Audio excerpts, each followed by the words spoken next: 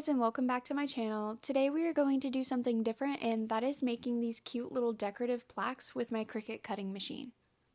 If you guys are curious as to why I am switching up my channel's theme, please check out the description below and that will explain it for you. So let's go ahead and get started. After I had picked out the plaque that I'm going to use, I like to look at all the vinyls that I have just to have an idea of like what kind of concept that I'm going for.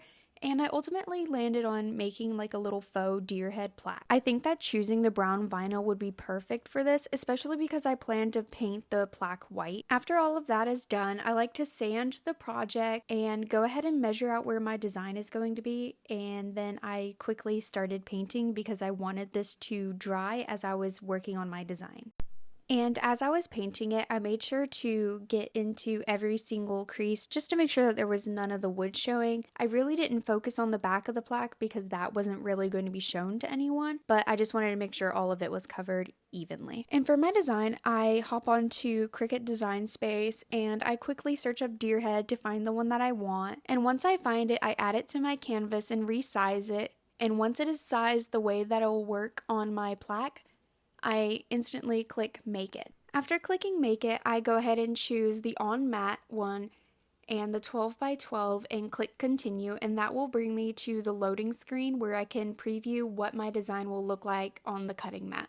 Once I'm satisfied with how it looks on the cutting mat, I go ahead and click Continue again, and then that will bring me to the option where I can choose what material I am going to be cutting, in which today it will be vinyl, and from there I go ahead and load my project onto the Cricut Maker.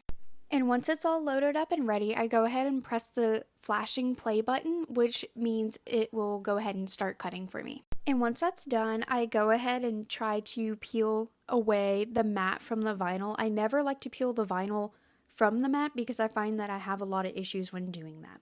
And once that is all done, I always like to trim off any of the extra vinyl that is around the design because I don't like wasting small vinyl, so I have a small little scrap bin where I use them for just extra little tiny projects. And now that all of that is done, I go ahead and start weeding out all of the pieces of vinyl that are not included in the design. So I slowly take my little needle and I just slowly individually take each and every single one out.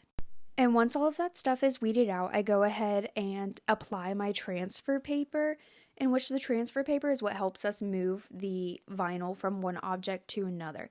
I always make sure to get out any and all air bubbles as much as I can, just to make sure that there is no issues in the design whenever I go to move it. So when I go to put it on the plaque, I slowly peel back the backing of the vinyl design, and I always like to take my time when I put the vinyl onto the plaque just to make sure that it's centered as much as it can be.